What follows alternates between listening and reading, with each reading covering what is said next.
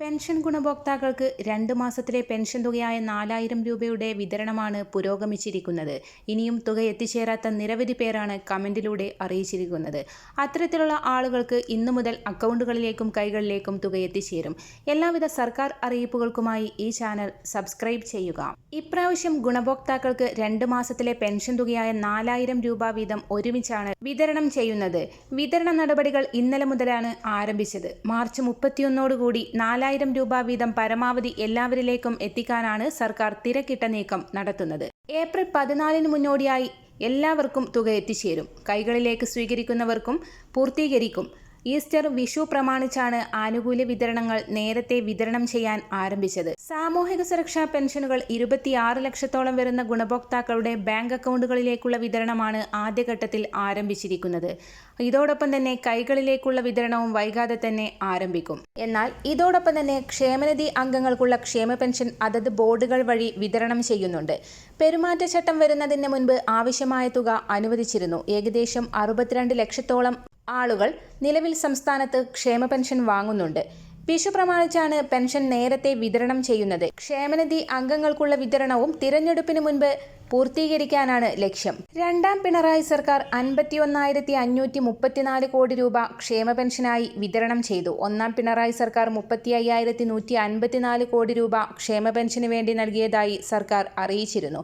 UDF സർക്കാരിന്റെ കാലത്ത് ക്ഷേമ പെൻഷൻ 600 രൂപയായിരുന്നു. ഇതാണിപ്പോൾ ഘട്ടം ഘട്ടമായി വർദ്ധിപ്പിച്ച് 2000 രൂപയിൽ എത്തി നിൽക്കുന്നത്. ഇതോടൊപ്പം തന്നെ കെട്ടിട നിർമ്മാണ ക്ഷേമനിധി ബോർഡിലെ അംഗങ്ങൾക്കുള്ള കുടിശ്ശിക വിതരണവും ആരംഭിച്ചിരിക്കുകയാണ്.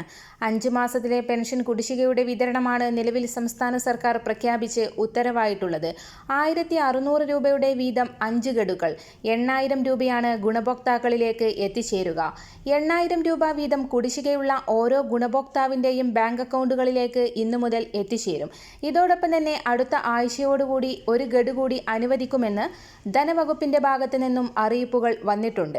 അതായത് 6 മാസത്തിലെ പെൻഷൻ കുടിശ്ശികയാണ് നിലവിൽ സംസ്ഥാന സർക്കാരിന്റെ ഭാഗത്തു നിന്നും കുടിശ്ശികയായി കിടക്കുന്ന കെട്ടിട നിർമ്മാണ മേഖലകളിലേക്കുള്ള ഗുണഭോക്താക്കൾക്ക് എത്തിച്ചേരുക.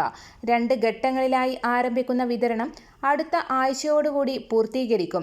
നാളുകളേറെയായി മുടങ്ങിക്കിടക്കുന്ന കുടിശ്ശിക ഇനത്തിലാണ് ഇപ്പോൾ റീഫണ്ട് ഉൾപ്പെടെ പെൻഷൻ തുകയും കൂടി എത്തിച്ചേരുന്നത്.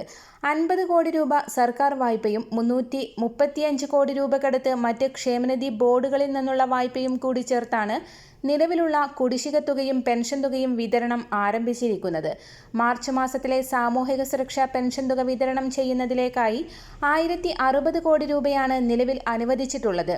ഇന്ദിരാഗാന്ധി ദേശീയ വാർദ്ധക്യകാല പെൻഷനുകൾ, വിധവാ പെൻഷനുകൾ, ഭിന്നശേഷി പെൻഷനുകളിലെ 8 ലക്ഷത്തോളം വരുന്ന NSIP വിഭാഗത്തിൽപ്പെട്ട് കേന്ദ്രവിഹിതം കൂടി ചേർത്ത് പെൻഷൻ തുക സ്വീകരിക്കുന്ന ഗുണഭോക്താക്കൾക്ക് 200 മുതൽ 500 രൂപ വരെയുള്ള കേന്ദ്രവിഹിതത്തിൽ കുറവ് വന്നേക്കാം. ഇവർക്കുള്ള വിതരണവും ഇതോടനുബന്ധിച്ച് തന്നെ ആരംഭിക്കും. ഇതിനുള്ള തുകയും സംസ്ഥാനം മുൻകൂർ അടിസ്ഥാനത്തിൽ അനുവദിച്ചതായി ധനവകുപ്പ് വൃത്തങ്ങൾ വ്യക്തമാക്കി. മാർച്ച്, ഏപ്രിൽ മാസങ്ങളിലെ പെൻഷൻ തുകയായ 4000 രൂപയോടൊപ്പം തന്നെ മെയ് മാസത്തിലെ പെൻഷൻ തുക കൂടി അനുവദിച്ച് സംസ്ഥാന സർക്കാർ നേരത്തെ തന്നെ ഉത്തരവ് ഇറക്കിയിരുന്നു. സർക്കാർ മാനദണ്ഡങ്ങൾ കൃത്യമായി പാലിച്ചിട്ടുള്ള എല്ലാ ഗുണഭോക്താക്കൾക്കും മെയ് മാസത്തിലെ പെൻഷൻ തുകയും മുടങ്ങാതെ തന്നെ എത്തിച്ചേരും. ഇതോടൊപ്പം തന്നെ സ്ത്രീ സുരക്ഷാ പെൻഷൻ 1 ഗഡു കൂടി വിതരണം ആരംഭിച്ചതായി സംസ്ഥാന സർക്കാരിന്റെ ഭാഗത്തു നിന്നും അറിയിപ്പുകൾ എത്തിയിരിക്കുകയാണ്.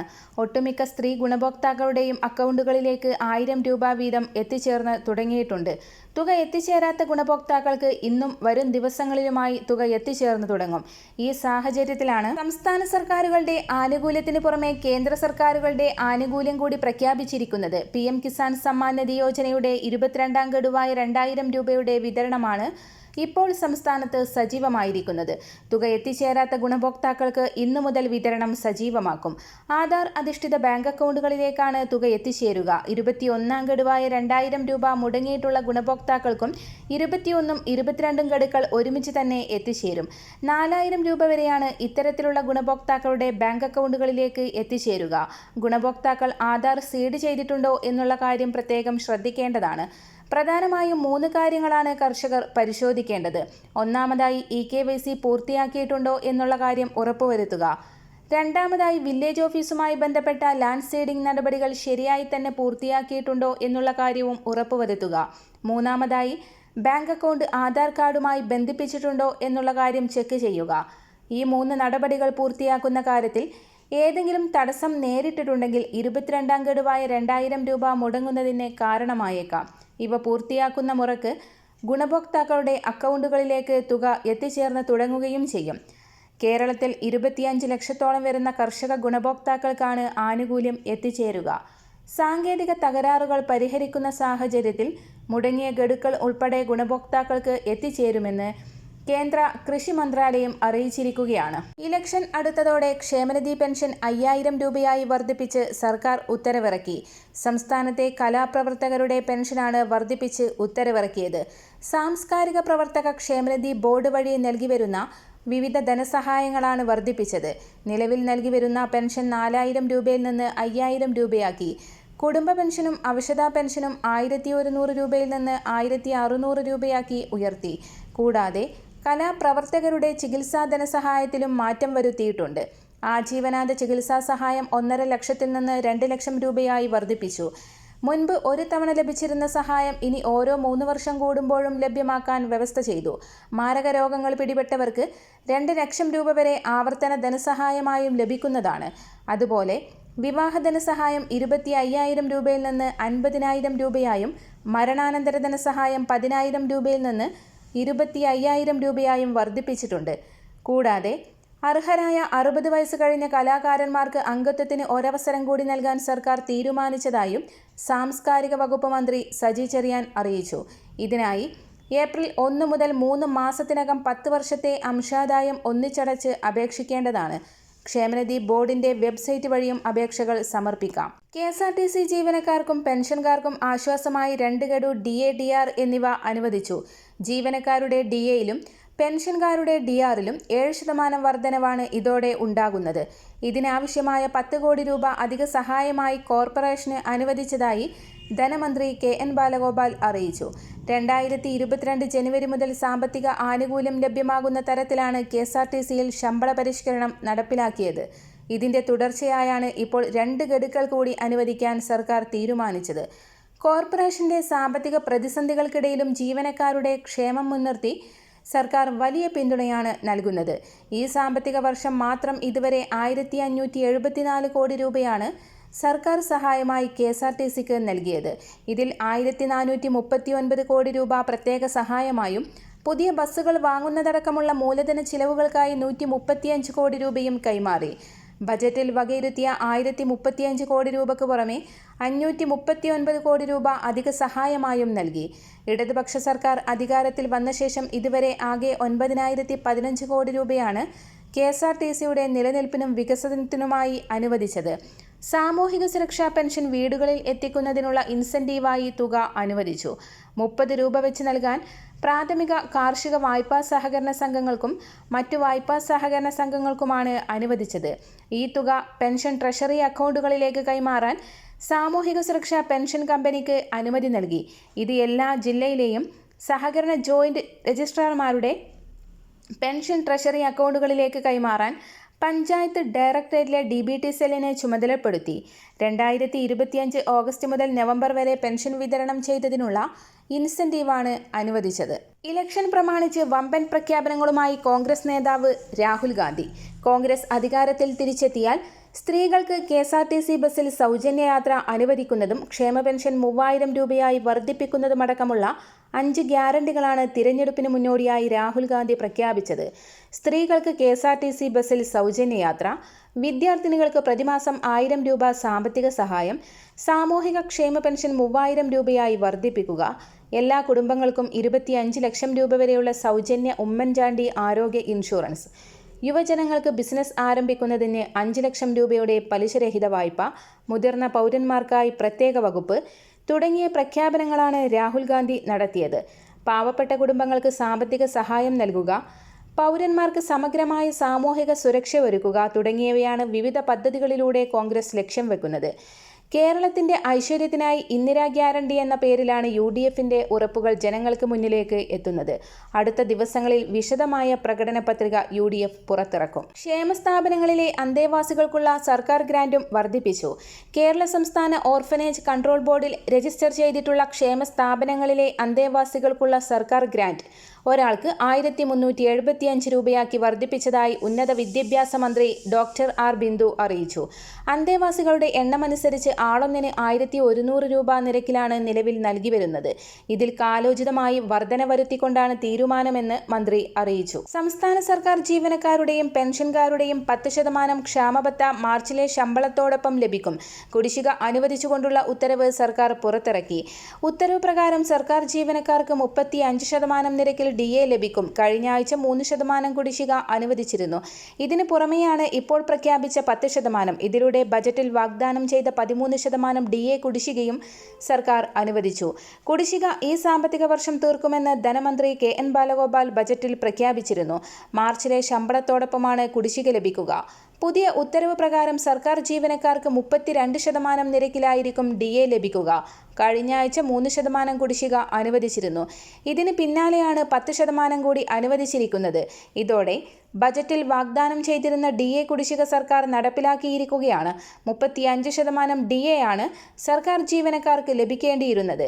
22% കൊടുത്തുകൊണ്ടിരുന്നത്. 13% കുടിശ്ശികയായിരുന്നു. ഇത് ഗഡുക്കളായി നൽകുമെന്നാണ് ബജറ്റിലെ വാഗ്ദാനം. വിരമിച്ച അംഗനവാടി ജീവനക്കാരുടെ പെൻഷനും മറ്റു ആനുകൂല്യങ്ങളും നൽകുന്നതിനായി 20 കോടി രൂപ അനുവദിച്ചതായി ധനകാര്യമന്ത്രി KN ബാലഗോപാൽ അറിയിച്ചു. അംഗനവാടി വർക്കർമാരുടെയും ഹെൽപ്പർമാരുടെയും ക്ഷേമനിധി ബോർഡിനാണ് സർക്കാർ സാമ്പത്തിക സഹായം ലഭ്യമാക്കിയത്. ബോർഡിനായി ഈ വർഷം 5.44 കോടി രൂപയാണ് സർക്കാർ സഹായമായി നൽകേണ്ടിയിരുന്നത്. എന്നാൽ 61.32 കോടി രൂപ ഇതിനകം ലഭ്യമാക്കി. വിരമിച്ച അംഗനവാടി ജീവനക്കാരുടെ ആനുകൂല്യങ്ങൾ ലഭ്യമാക്കാൻ സാമ്പത്തിക ഞെരുക്കത്തിനിടയിലും വലിയ സഹായമാണ് സർക്കാർ നൽകുന്നതെന്ന് ധനകാര്യമന്ത്രി വ്യക്തമാക്കി. 3 വർഷത്തിനുള്ളിൽ ക്ഷേമനിധി ബോർഡിന് സർക്കാർ സഹായമായി 96.21 കോടി രൂപ നൽകിയിട്ടുണ്ട്.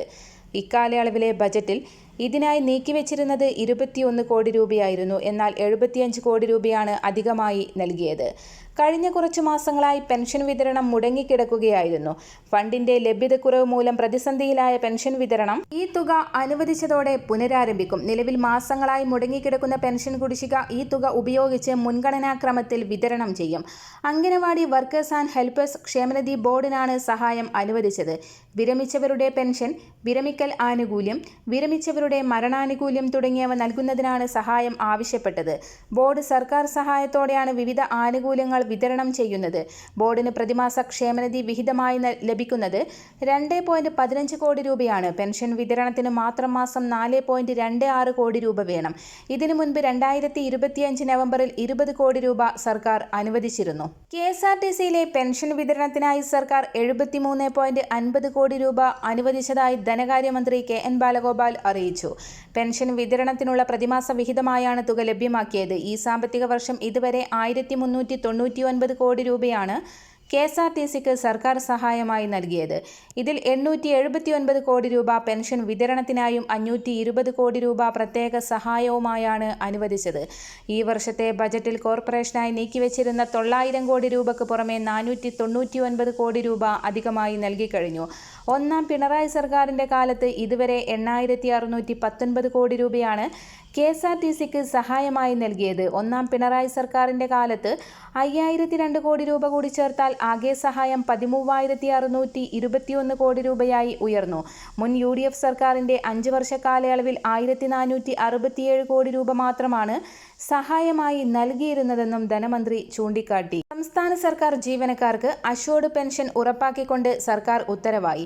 നാഷണൽ പെൻഷൻ സ്കീമിന് പകരമായി അഷ്വേർഡ് പെൻഷൻ സ്കീം കൊണ്ടുവരുമെന്ന് ധനകാര്യമന്ത്രി KN ബാലഗോപാൽ ബജറ്റിൽ പ്രഖ്യാപിച്ചിരുന്നു. ഇതിന്റെ ഭാഗമായാണ് മിനിമം പെൻഷൻ ഉറപ്പാക്കുന്ന അഷ്വേർഡ് പെൻഷൻ സ്കീം 2026 ഏപ്രിൽ 1 മുതൽ പ്രാബല്യത്തിൽ വരുത്തിക്കൊണ്ട് ഉത്തരവിറക്കിയത്. 2026 ഏപ്രിൽ 1 മുതൽ സർവീസിൽ പ്രവേശിക്കുന്നവർക്ക് അഷ്വേർഡ് പെൻഷൻ സ്കീമോ നാഷണൽ പെൻഷൻ സ്കീമോ തിരഞ്ഞെടുക്കാം. നിലവിൽ നാഷണൽ പെൻഷൻ സ്കീമിൽ ഉൾപ്പെട്ട ജീവനക്കാർക്ക് അഷ്വേർഡ് പെൻഷൻ സ്കീം തിരഞ്ഞെടുക്കാനും അവസരമുണ്ട്. വിരമിക്കുന്ന സമയത്തെ അടിസ്ഥാന ശമ്പളത്തിന്റെ 50% അഷ്വേർഡ് പെൻഷൻ സ്കീമിലെ പരമാവധി പെൻഷൻ തുക. ഇത് സംസ്ഥാന സർക്കാർ അനുവദിച്ചിട്ടുള്ള ശമ്പള സ്കെയിൽ അടിസ്ഥാനമാക്കിയായിരിക്കും കണക്ക് കൂട്ടുക. ക്ഷാമാശ്വാസവും ഇതിനോടൊപ്പം ഉണ്ടാകും. പരമാവധി പെൻഷൻ ലഭിക്കുന്നതിന് 30 വർഷത്തെ സേവനം പൂർത്തിയാക്കിയിരിക്കണം. പദ്ധതിയുടെ എല്ലാ വിശദാംശങ്ങളും അടങ്ങിയ ഉത്തരവുകൾ പ്രത്യേകമായി ഇറക്കുന്നതാണ്. ജീവനക്കാരുടെ എതിർപ്പുണ്ടായിട്ടും 2 UDF സർക്കാരുകൾ നടപ്പാക്കിയ പങ്കാളിത്ത പെൻഷൻ പദ്ധതിയാണ് അഷ്വേർഡ് പെൻഷൻ സ്കീം വഴി LDF സർക്കാർ മാറ്റിയെഴുതുന്നത്. മിനിമം പെൻഷൻ പോലും ഉറപ്പില്ലാത്ത സാഹചര്യം ഇനിയില്ല. സംസ്ഥാന സർക്കാർ സർവീസിലെ ജീവനക്കാരോടുള്ള LDFന്റെ ആഭിമുഖ്യം കൂടിയാണ് പ്രകടമാകുന്നത്. ക്ഷാമബത്ത ഉൾപ്പെടെയുള്ള ആനുകൂല്യങ്ങൾ നൽകുമെന്ന് വാക്കുപാലിച്ച സർക്കാർ 5 വർഷ തത്വം അംഗീകരിച്ച് അടുത്തിടെ ശമ്പള പരിഷ്കരണ കമ്മീഷനെയും നിയമിച്ചിരുന്നു. 2024 ഫെബ്രുവരിയിലെ സംസ്ഥാന ബജറ്റിൽ അഷ്വേർഡ് പെൻഷൻ പദ്ധതി പ്രഖ്യാപിച്ചിരുന്നു. ഇതുമായി മുന്നോട്ടു പോകുമ്പോഴാണ് കേന്ദ്ര സർക്കാർ UPS പ്രഖ്യാപിച്ചത്. അതിന്റെ നിർവഹണ രീതി വ്യവസ്ഥ ചെയ്യാൻ നിയമ ഭേദഗതിയോ ഉത്തരവോ ഉണ്ടായിട്ടില്ല. സംസ്ഥാന ബജറ്റിൽ പ്രഖ്യാപിച്ചതുപോലെ ജീവനക്കാർക്ക് അനുകൂലമാകുന്ന തരത്തിൽ പെൻഷൻ ഉറപ്പാക്കുന്നതാണ് അഷ്വേർഡ് പെൻഷൻ പദ്ധതി. പങ്കാളിത്ത പെൻഷൻ നടപ്പാക്കിയത് BJPയും കോൺഗ്രസും ചേർന്നാണ്. കേരളത്തിൽ UDF സർക്കാരാണ് ഇത് പ്രാബല്യത്തിലാക്കിയത്. പങ്കാളിത്ത പെൻഷൻ പദ്ധതി LDF സർക്കാരിന്റെ നയമല്ലെന്ന് അന്നേ പ്രഖ്യാപിച്ചതാണ്. എല്ലാവിധ സർക്കാർ അറിയിപ്പുകളും തുടർന്നും നിങ്ങളിലേക്കെത്താൻ ഈ ചാനൽ സബ്സ്ക്രൈബ് ചെയ്യുക. Thanks for watching.